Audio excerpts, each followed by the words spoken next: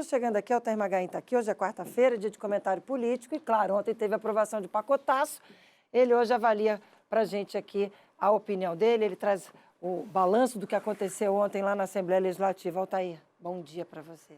Bom dia, Márcia, bom dia a você que acorda cedo e nos prestigia com a sua audiência.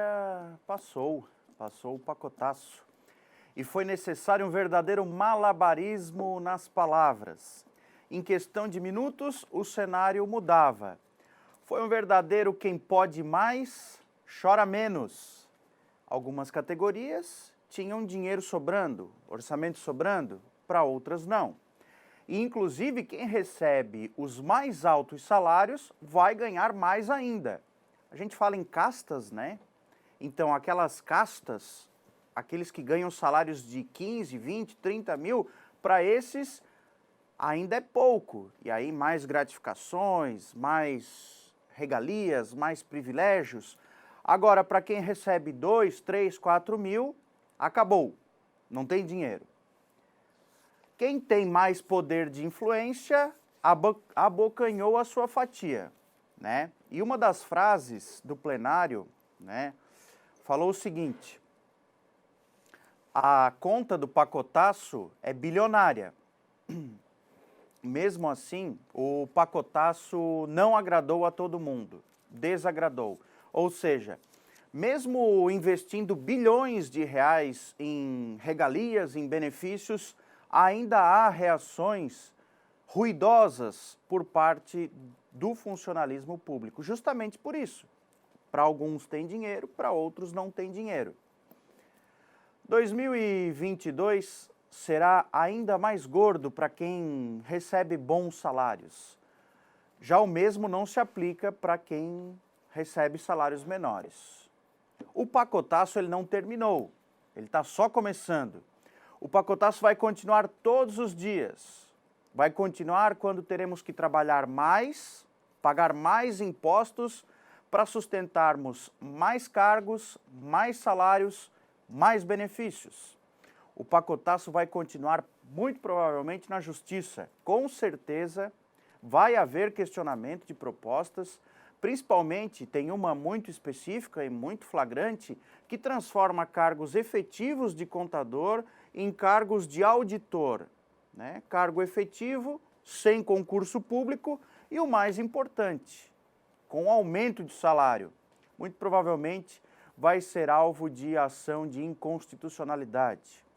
O pacotaço também vai ser lembrado daqui a pouco, nas eleições de 2022. Era muito fácil ver a vergonha de alguns parlamentares. Não sei se vergonha ou se o medo das urnas. E realmente algumas coisas foram vergonhosas mesmo. Por exemplo, o Vale Gasolina, o famoso auxílio para uso do veículo próprio, né? Muitas pessoas sequer têm carro, sequer têm carteira de motorista, sequer usam o carro para o exercício do trabalho, mas vão receber essa gratificação. E não é de um valor qualquer, é de mais de 3 mil reais. E também, com certeza, o pacotaço não terminou ontem. Ele vai ser lembrado não só nessa disputa da Assembleia Legislativa, mas também na disputa do governo do Estado. Já virou arma de campanha. Com certeza vai ser lembrado nas eleições de 2022. E é importante dizer que oficialmente, né, Márcia? Oficialmente, o impacto nas contas públicas ele é de 1 bilhão e 300 milhões de reais, já no ano de 2022. Esse é um cálculo assim conservador, né? Mas já ficou nas entrelinhas que pode ser muito mais. Fala-se em 2 bilhões até 3 bilhões de reais, porque afinal de contas não se sabe bem ao certo quanto que vai custar.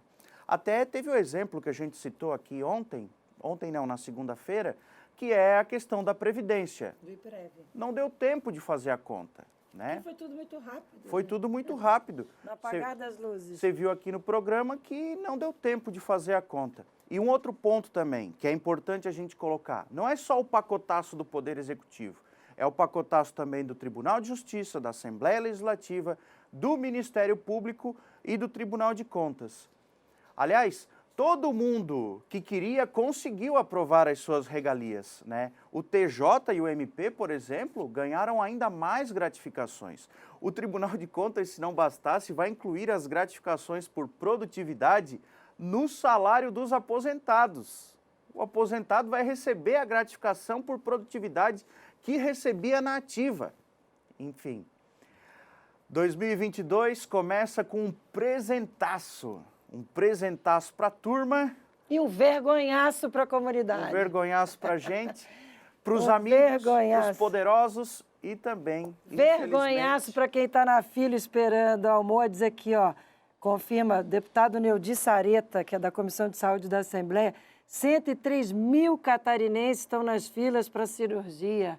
E é para eles que a gente vai contar esse vergonhaço, enquanto eles vão ficar lá esperando para fazer uma cirurgia. Gente que nem tem carro vai ganhar auxílio gasolina, e os nossos pobres mortais não têm nem dinheiro para abastecer o tanque, porque a gasolina está caríssima. Ai, olha, irritante. Rapidinho antes de fechar, que eu preciso encerrar. A história do SAMU, você apurou aquela história do SAMU que eu te pedi ontem? Sim. E aí? Isso não é por falta de aviso, né? Quem nos acompanha sabe, nós já viemos alertando há muito tempo sobre essa situação do SAMU. Há 3 meses, no dia 24 de setembro, né, foi manchete que o Tribunal de Contas determinou que o Estado contratasse uma outra empresa para administrar o SAMU. Decisão de não prorrogar o contrato com a empresa OZZ, um contrato lá de 2019. No dia 28 de outubro, ou seja, um mês depois, um pouquinho mais de um mês depois, diante do caos, o governo anunciou o edital. E aí começaram a surgir essas notícias de possibilidade de descontinuidade do serviço. E também a possibilidade do não pagamento dos direitos trabalhistas. Essas informações que estão se confirmando. Quando a gente falava lá atrás, né, não precisa ter bola de cristal para entender algumas coisas, projetar algumas coisas. Enfim, o governo afirma que tem um plano de contingência. Era isso que eu queria saber. O governo vai assumir o SAMU? Tem um plano de contingência. O plano A ainda é que dê tempo para a licitação correr, a que não vai dar, empresa assumir e tocar o barco como precisa ser. Se não, o governo assume, só que tem a questão trabalhista, né? Tem o pagamento dos salários, das rescisões, até mesmo do 13º, e aí o governo diz o seguinte, olha, nesse ponto a gente, em primeira análise, não pode fazer nada. Isso compete à OZZ.